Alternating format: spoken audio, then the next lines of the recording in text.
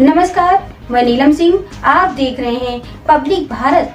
आइए नजर डालते हैं इस वक्त की बड़ी खबर पर। लड़ रहा हूँ, कभी जेल जाता हूँ, कभी मुकदमे झेलता हूँ, 16 महीने जेल रहता हूँ, लाठियाँ खाता हूँ, सब कुछ करता हूँ। किसके लिए? अपने लिए थोड़ा ही। मेरे ऊपर जो मुकदमे हैं इनमें से एक भी मेरा व्यक्तिगत नहीं है, सारे समाज की लड़ाई लड़ते हुए हैं, गरीबों की, कमजोरों की, मजलूमों की, बहन बेटियों के। हाथरस में जो हमारी बेटी को जलाया गया तो मैं किस तरह से वहां पहुंचा, खूब मुकदमे में झेल रहा हूँ। और जब इनसे भी नहीं रुका तो फिर गोलियां भी चलाई, तो गोलियां भी खाकर बैठा हूँ। मैंने 13 महीने किसानों का आंदोलन लड़ा, जब पहलवान बेटियों को अन्याय हुआ उनका आंदोलन लड़ा, मैंने हर किसी की मदद की। लेकिन आज मैं आपसे मदद मांगने आया क्योंकि ये वोट हथियार है। अगर आपने इसका सही प्रयोग किया तो चंद्रशेखर आजाद ताकतवर हो जाएगा, और गलत प्रयोग किया तो वही लोग ताकतवर होते रहेंगे जो पहले ताकतवर हैं। जो पहले ताकतवर है, क्या कभी उन्होंने पलट के आपकी तरफ देखा? कभी आपका भूखा पेट, टूटे हुए घर देखे? कभी आपकी दुख परेशानी देखी? कभी आपको किसी समस्या में कभी आके वो खड़े हुए हैं? एक तरफ वो लोग हैं जो पैसे वाले हैं, जो चुनाव में आएंगे, चुनाव लड़के चले जाएंगे। एक तरफ भीम आर्मी आजाद समाज पार्टी के लोग हैं जो 24 घंटे 7 दिन पुलिस से भी पहले अपने लोगों की आवाज उठाने के लिए रहते हैं। अभी मुख्तियारपुर में क्या हुआ आपने देखा हो, किस तरह का जुल्म हुआ। और मुझे कड़वे शब्दों में कहना पड़ेगा कि पुलिस भी उनकी होती है जिनकी सरकार होती। अगर पुलिस जिम्मेदार से काम करती तो घटना ही नहीं होती। ऐसा क्या हो गया कि लोगों में बल पैदा हो गया कि तलवार चलाते हुए संकोच नहीं कर रहे? कोई मुंह से बुरा कह दे, कोई गुस्से में हाथापाई कर दे और तलवारों से हमला हो, तो ये हमले बिना संरक्षण के नहीं होते। इसलिए मैं आपसे कहूंगा कि अगर ये जुर्म ज्यादती रोकनी है तो अपनी ताकत बनाओ। जब आप पे ताकत होगी तो आप पे कोई आंख उठा के नहीं देखेगा। और अगर अपने बच्चों का भविष्य बनाना है तो फिर अपनी वोट की ताकत चंद्रशेखर आजाद को दो। मैं आपसे मदद मांगने आया, बताओ मदद करोगे नहीं करोगे? दोनों हाथ उठा के बताओ। नहीं, इतनी देर नहीं, 10 मिनट हाथ उठा के रखना, जो मदद करेगा 10 मिनट उठा के रखो हाथ। नहीं, नीचे कर लो, ये भी कष्ट का काम है। मेरा काम तुम्हें कष्ट देना थोड़ा ही, मेरा काम है आपकी जिंदगी में जो कष्ट है उनको खत्म करना, आपकी गरीबी, बेबसी, तकलीफों को दूर करना, आपके जीवन की समस्याओं खत्म करके आपके लिए रोजगार की व्यवस्था करना। अभी तो घास काट के, पशु पाल के पेट से हमारे घर चला रही हो। मैं अपनी माओ बहनों को समझता हूँ कि किस तरह की तकलीफ उनकी जिंदगी में, क्योंकि मैं तो गरीब परिवार से आया हूँ ना। मैं जानता हूँ, मैं तो सुबह स्कूल से आके खेत में जाता था, मेरी माँ इंतजार कर रही होती थी। मैंने उसको कहा था जब तक मैं ना जाऊँ तो जाना मत, तो जब घास की गठरी उठा के जाएगी, इतना वजन तो मुझे बुरा लगेगा, तो मैं खुद लेने आ जाऊंगा। तो मैं तो गरीबी में पल के आया हूँ, मैं तो जानता हूँ किस तरह मैं अपने घर चलाने पड़ते हैं। बीमार होने पे कर्ज लेना पड़ता है, बेटी की शादी करनी पड़े तो कर्ज लेना पड़ता है, बेटे को कहीं भेजना हो, पढ़ाना हो तो कर्ज लेना पड़ता है। कब तक हम इस देश में गरीब बेबस रहेंगे? हम भी अपनी ताकत से अपनी जिंदगी में बदलाव कर सकते हैं। जब तक हमारे बच्चे पढ़े लिखेंगे नहीं और डॉक्टर, इंजीनियर, IAS, IPS, वकील, जज, पटवारी, सेक्रेटरी और आर्मी पुलिस में नहीं जाएंगे तो हमारे घरों की जिंदगी नहीं बदलेगी।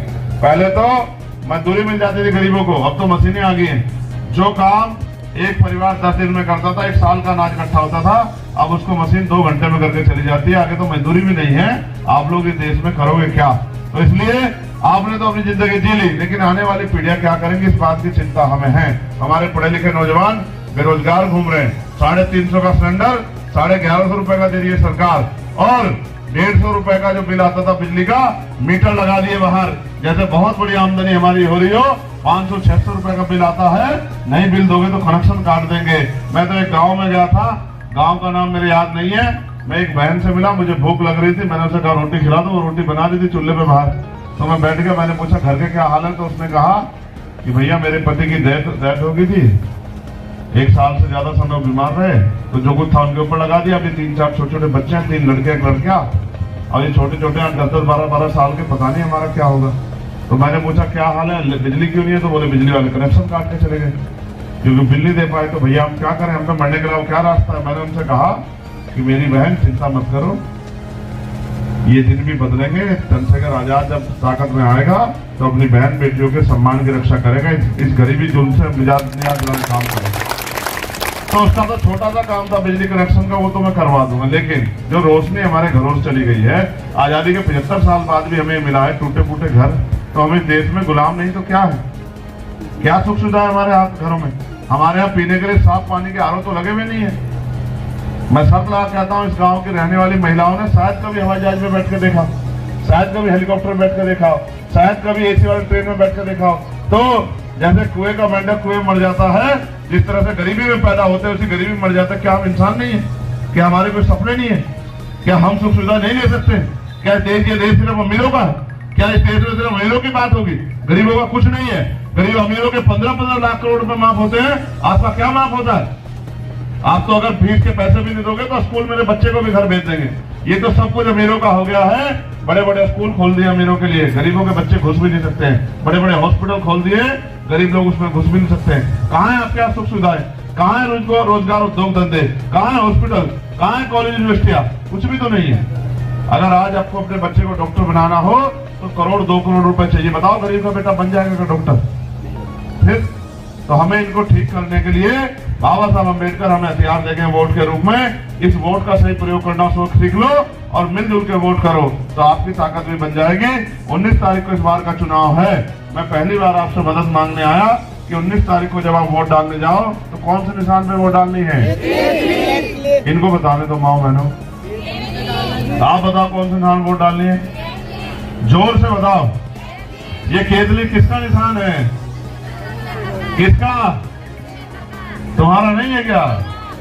किसका निशान है केतली? हम सबका निशान है या नहीं है? हमारे लिए परिवर्तन का निशान है या नहीं है? हमारे गरीबी, बेबसी, लाचारी, जुल्म, जाति हमसे खत्म करने का निशान है या नहीं है? तो बताओ क्या है हमारा निशान? बताओ आपका निशान क्या है? बताओ हम सबका निशान क्या है? बताओ नगीना में विकास का निशान क्या है? बताओ गरीबों की जिंदगी से उनकी माँ बहनों के आंसू पूछ। बताओ किसानों मजदूरों का निशान क्या है? ये केतली अलादीन के चिराग जैसे नहीं लगती आपको? अगर में आएगा तो ये अधिकारी कर्मचारी आपके गली मोहल्लों में जो धर्मशाला है इस तरह के भवन बने हुए सरकारी स्कूल, उसमें आके बैठा करेंगे, आपसे पूछा करेंगे बताइए बहन जी किस माँ की पेंशन नहीं बंधी है? उसकी पेंशन बांधने के लिए आए। चंद्रशेखर भाई ने कहा कि पेंशन बननी चाहिए। बताइए बहन जी किसका कार्ड नहीं बना है? किनके यहाँ सड़क की समस्या है? किनके यहाँ पानी की समस्या है? किनके यहाँ किसी और समस्या? जल्दी से बता दो। कभी आपका भैया नाराज हो जाए और हमें सस्पेंड करके घर में बिठा दें। तो अगर आपको अपनी ताकत बनानी है तो फिर आपको क्या करना पड़ेगा? जोर से बताओ क्या वो कहाँ किसे वोट देना पड़ेगा? दोनों हाथ उठा के बताओ किसको वोट करना पड़ेगा? ये हमारे मुस्लिम भाई अभी थोड़ा सोच रहे हैं, इनके मन में ये बात है कि भाई पता नहीं क्या होगा। तो ये बताओ जब दलित समाज के लोग चंद्रशेखर आजाद के साथ खड़े हैं तो आप अपनी वोट को क्यों खराब कर रहे हो? बताओ क्यों भाई? आप बताओ दलित समाज के लोग किसको वोट कर रहे हैं? जोर से बताओ। तो फिर आप अगर किसी और को वोट दोगे तो आपकी वोट खराब होगी बचेगी? बताओ। तो खराब वोट करके क्या फायदा होगा? ठीक है, इसलिए मैं आपसे भी अपील करूंगा अपनी वोट का सही प्रयोग करें और एक एक वोट चंद्रशेखर आजाद को केतली के स्थान पर डाल के अपनी लड़ाई को लड़ने का मौका दें, सेवा करने का मौका दें, जिससे कि वो अपने भाइयों के लिए रोजगार की व्यवस्था, अच्छे स्कूल, कॉलेज और तमाम तरह की परेशानियां जुल्म जाती हम पे होती है जैसे कि मुख्तियारपुर में हुआ, ऐसा जुल्म किसी गरीब के साथ ना हो। हमें इनकी भी रोकथाम करनी। बहुत बहुत धन्यवाद। बहुत बहुत धन्यवाद। जय भीम, जय भारत और मेरी माँ बहनों की जय हो और छोटे भाइयों बड़े भाइयों की जय हो और हमारे सभी समाज लोगों की जय हो। बस अपनी वोट का ध्यान रखना। ये पैसे वाले लोग आएंगे, पैसा बांटेंगे, आपको खरीदने का प्रयास करेंगे, लेकिन ये पैसा 5 दिन काम आएगा, उसके बाद 4 साल 11 महीने 25 दिन आपको अपनी लड़ाई खुद ही लड़नी पड़ेगी। तो इस 5 दिन के बारे में सोचना, अपने बच्चों के 5 साल के भविष्य के बारे में सोचना कि वो कैसे आगे बढ़ेगा। बहुत बहुत धन्यवाद। जय भीम, जय भारत, आदाब, नमस्कार, सत श्री अकाल। स्वस्थ रहने के लिए इस्तेमाल करें अयोध्या धाम का श्री राम नाम स्पेशल निरोगी चूर्ण और बुकनों।